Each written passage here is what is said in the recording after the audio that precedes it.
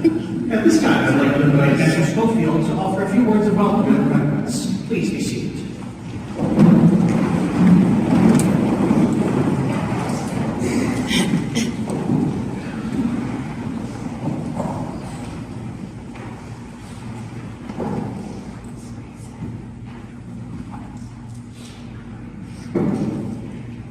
Thank you all for coming. I'd like to think over the course of my life, 41 years almost, that I've had quite a few honors, striving for whatever accomplishments I can get my hands on. But very few of those honors match up to standing here today. It's Aunt Julia. That's a lot on my shoulders. Throughout my speech, there's going to be quite a bit of numbers and words. 105, you accumulate quite a bit. And we'll start there. 105. That's 38,000 days on this earth, and at least 200,000 cups of coffee. She lived through 19 presidents. 2 world wars, was born during World War I, 2 pandemics, and the Great Depression. What some of us don't know, at least I thought I'd like to know as much as I do about the family, but she was not born in Italy or Endicott. She was the first sibling to be born in America, but in Mount Pocono, and she reminded us of that, at least me. I always thought that she was in Endicott, but she came here in Endicott at the age of 5 and lived in this family home that a good number of us here today can call our family home for 100 years. That will never be duplicated.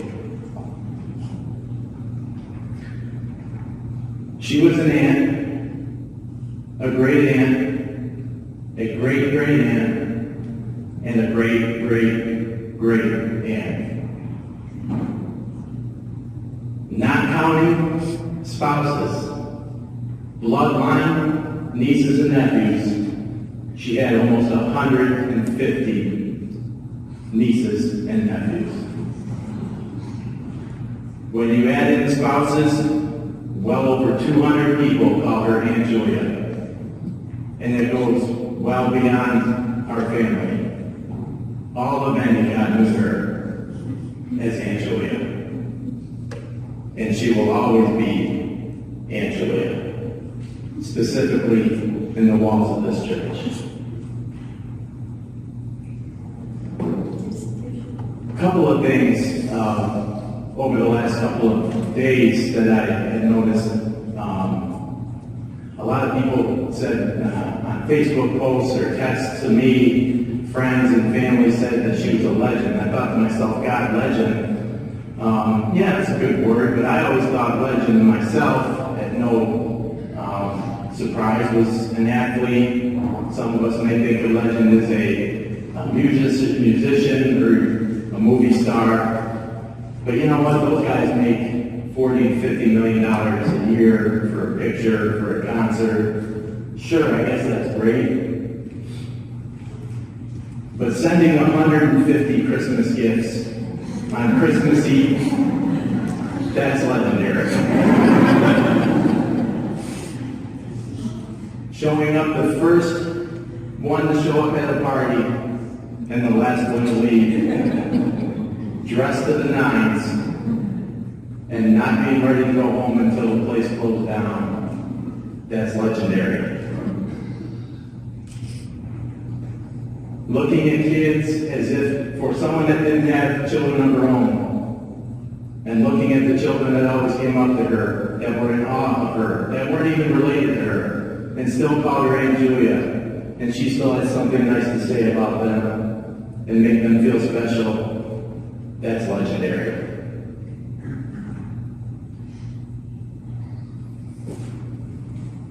One of the things that was also as important to Aunt Julia was family.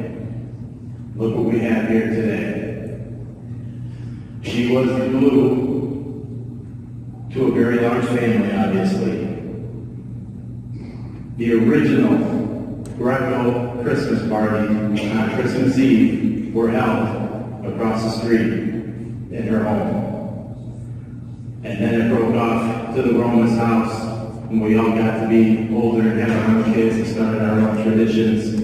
But she was always very proud to live in that home where those original Christmas parties began. And Johnny Dallas told me it was always a big moment in his life when enough people got married and left that he was able to sit at the adult table. So.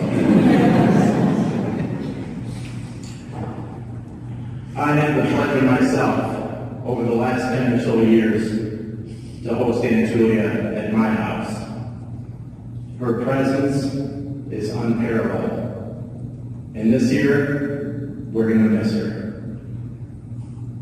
She'd always belly up to the bar I built in my basement, have a shot with us, and we'd have to tell her to go home because guess what? Santa was coming. And she says, oh, that's right.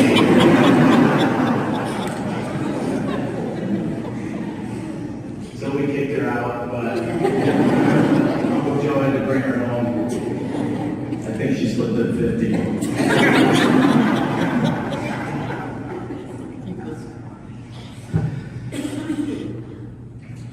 She was as loyal as can be to her friends and, of course, to her family.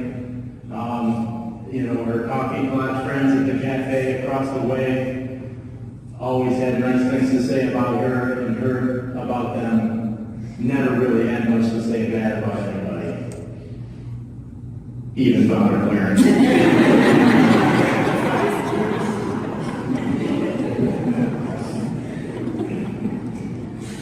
Her style was also to the nines until she was 105. My sister visited her at the hospital a couple days ago. She had about 24 hours left to go. And Aunt Julia asked Olivia, where did you get those shorts? And Olivia said, Lord Taylor. She goes, oh, I still look at those catalogs. She was always up with it. Always wanted an outfit for Christmas for my mom. And very rarely repeated her outfits. Unbelievable. It got to the point where people were in awe of her and honored to even know her. And actually, she shared with me later, actually just about 2 weeks ago, that she had an admirer. I'm sure that is news to a lot of people. She was in her teens and had an admirer. And I said, well, who was it? She wouldn't say the name. He came back from the war, followed her around. She said, for about 3 years. I said, Aunt Julia, these days we call that a stalker.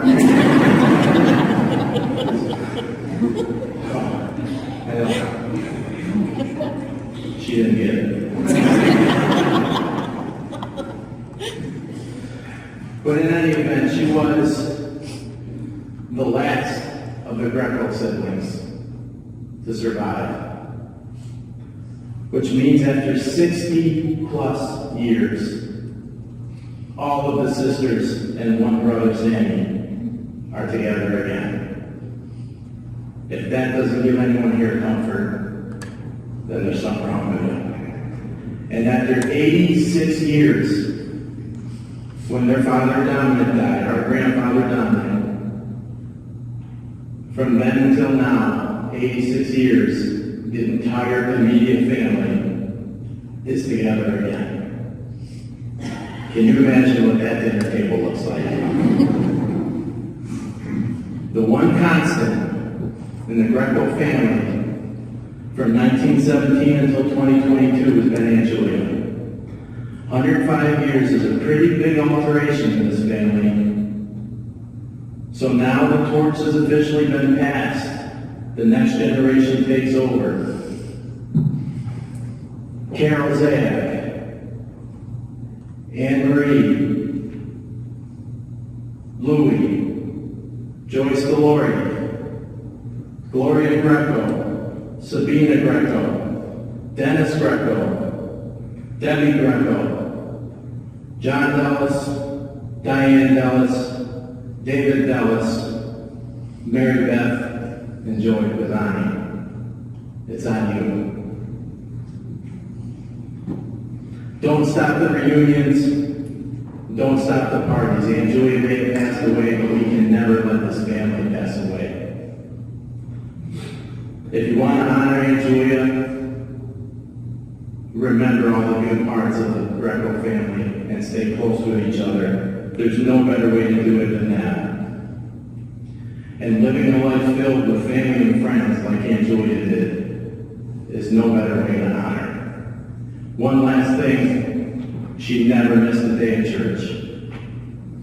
Not a weekday mass, not a weekend mass, not a holy day of obligation. Michael English called her Cal Ripken. Cal Ripken had the Iron Man streak and never missed a game. Well, Cal Ripken, Aunt Julia was Cal Ripken. She never missed a mass. She dressed every day. And for that, she's legendary. Thank you.